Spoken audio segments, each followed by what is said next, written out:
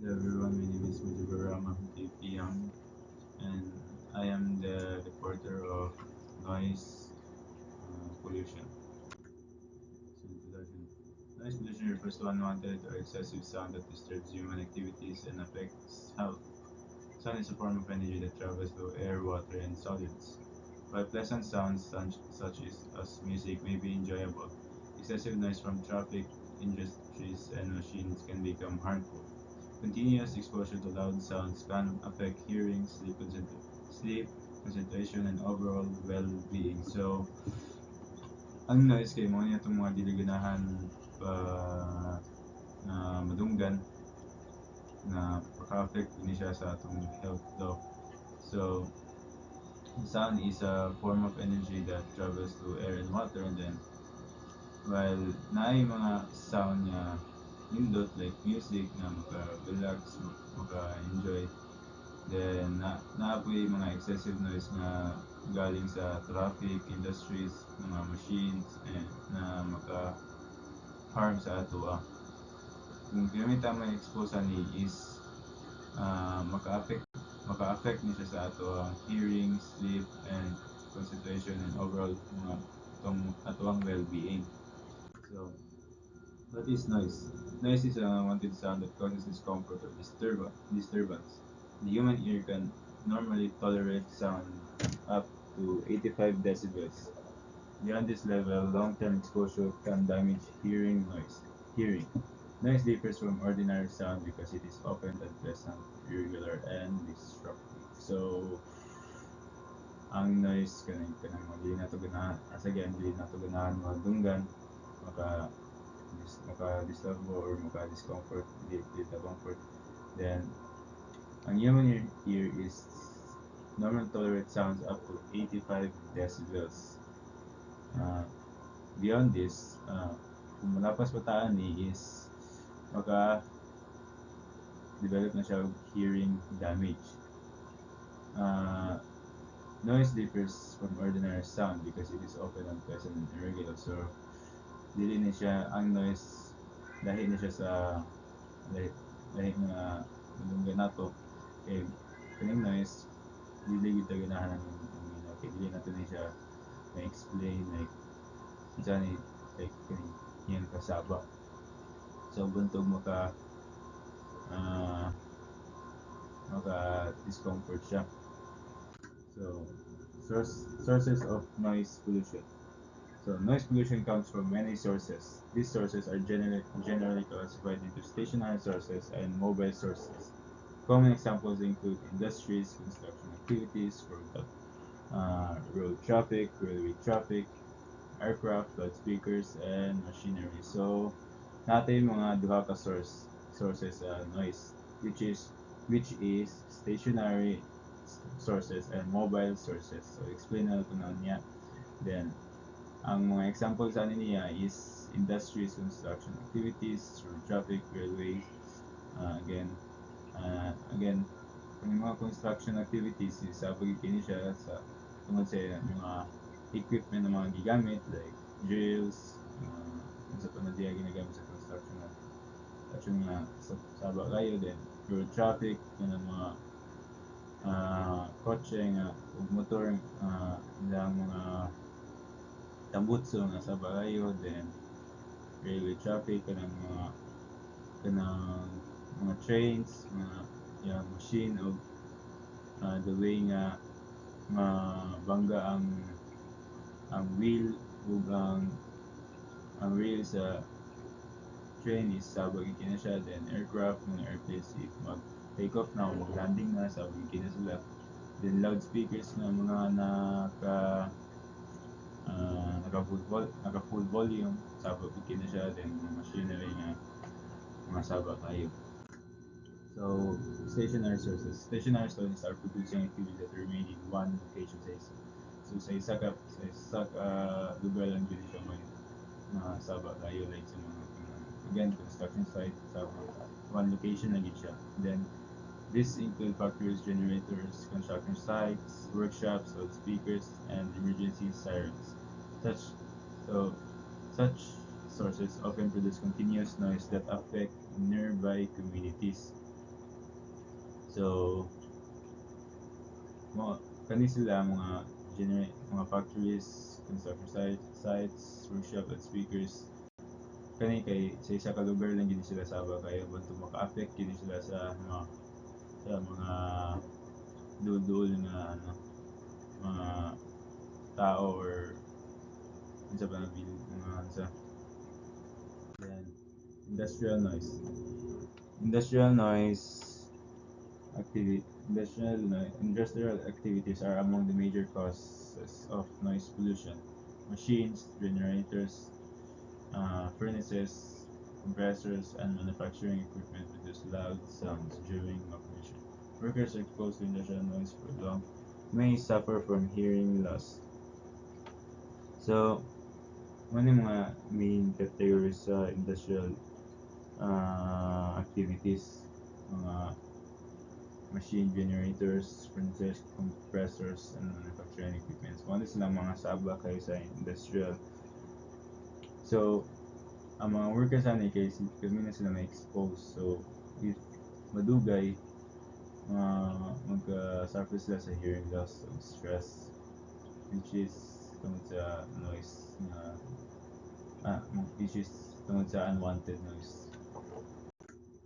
So, construction noise. Construction activities generate significant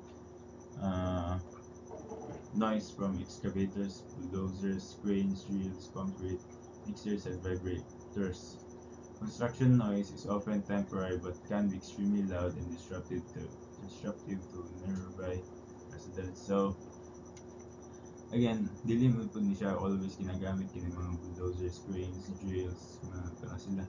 Dili po sila kami ginagamit pero saba gid kay sila if gamiton na, so maka-disrupt gid sila sa mga tao. So again, unhealthy gid kini siya kay maka-suffer po siya hearing loss of stress sa mga workers. Then, mobile sources. Mobile sources are noise-producing activities that move from place to place. So kaning mobile sources is like mga kotse na ni maka-produce og sound na sigasa. Then this includes road vehicles, trains, motorcycles, buses, trucks, and aircraft. Mobile noise sources affects a large number of people, especially in urban areas. So, again, mga kotse, motor, or buses, or aircraft, or unsa pa na diya nga mag-move ang noise. Tungad ani sila sa machines or sa kotse, tambot sila sa saba kayo. So maka-affect din sila sa daghan ng tao kay balhin man yung noise nila then especially sa city, daghan din kayo sila sa city gid sila major gid daghan mga kotse o motors. Unlike sa mga rural areas, dili ra kayo maka-produce og noise kaya meron kayong mga vehicles dito. So, again, road traffic noise. Road traffic is the most common source of noise pollution. Vehicles, engine horns, tire friction, and traffic congestion contribute to high noise levels. So, maka-produce gid siya noise in traffic kay mamusa ka ang mga kotse or sa mga vehicles, mga bus. Then,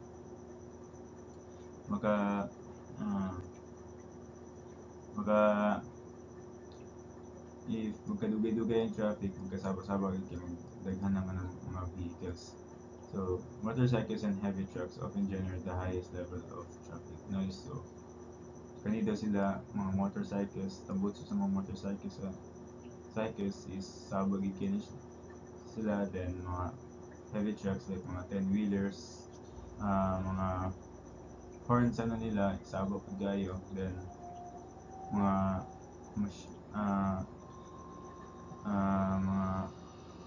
10-wheeler nga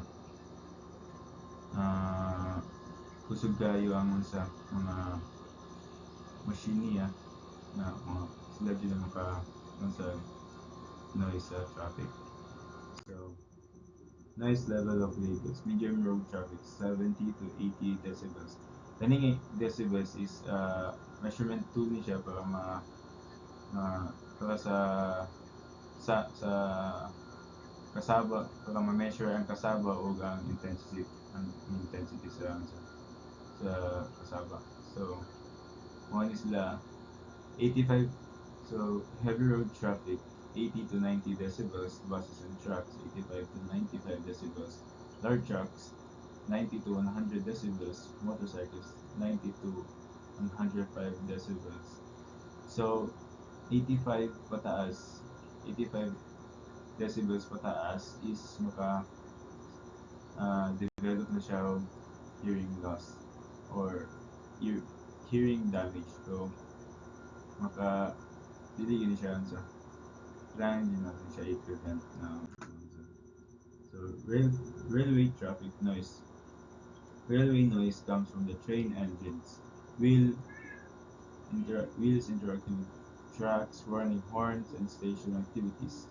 Although usually less common than road traffic noise, it can still disturb commuters living near railway lines. So although dili siya may pud as it said, pero maka maka-affect din siya sa mga tao nga puyo diha sa duol sa railways kay sabak mo pud kining mga train, mga especially sa engine sa train if moagi na o sa trucks niya nga maagian niya sabag gyud kini siya. So, maka-affect kini siya sa mga tao nga puyo sa duol sa railway. So air traffic noise. Air produces intense noise, especially during takeoff and landing. Airports are major sources of environmental noise pollution. People living near airports often experience sleep disturbance and reduced quality of life.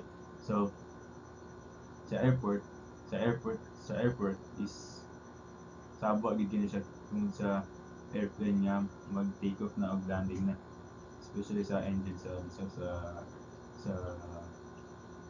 airplane. So, mga tao nga puyo sa duol sa airport is maapektuhan din sila sa uh, sa noise sa airplane. So reduce din siya quality of life kay mautungkod may ka masabaan. So mo nang pwede na i-avoid din nato mga umuyo sa duol na airport sa airport. So effects of noise pollution. Noise pollution affects both physical and mental health. Excessive noise can cause irritation, headaches, stress, sleep disorders, reduced concentration, and decreased productivity. Long-term exposure may result in permanent hearing damage. So at 120 decibels, itong magka-release na siya pain but hearing damage, pain. Pero ang hearing damage begins about 85 decibels 85 decibels na. So beyond 85 decibels is masuffer na gid kag hearing damage. Apart from hearing loss from noise, noise can cause lack of sleep food. So tungod sa kasaba dili ta ka tulog, so maapektuhan gid nato ang ato ang health sa lack of sleep as it said. And also makaproduce ni siya headaches, and then sa long term sa pag kami na kami expose ni is hearing damage na ining makuha. So health impacts. Studies show that prolonged exposure to noise can increase blood pressure, contribute to heart disease, and affect emotional well-being. Noise can also interfere with learning and communication. particular among children and students. So maka-increase po ni siya og blood pressure po o maka-contribute po siya sa heart disease. So maapektuhan gyud atong well-being. So maka-affect ni siya og learning and communication. So major causes is mga children and students. One mention, noise pollution can be reduced by maintaining vehicles, machines,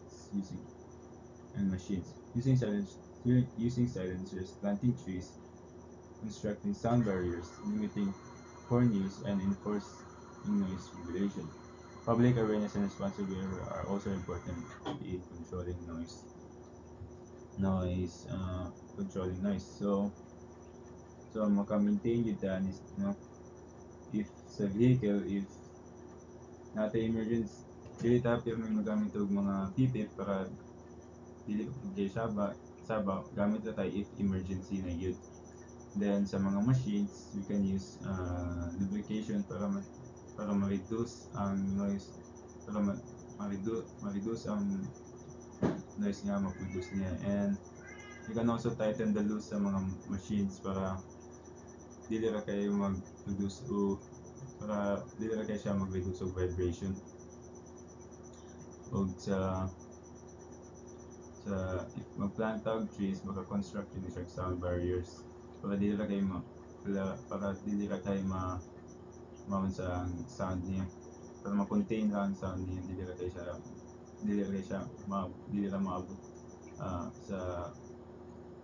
dili ra kayo layo kayo maabtan sa sound. And also public awareness. So kita as much as possible pwede ra kita be responsible sa dili ra kita sinaba kay maka-affect din siya sa ato ang health. So nindot yun na i-control nato ang noise sa ato ang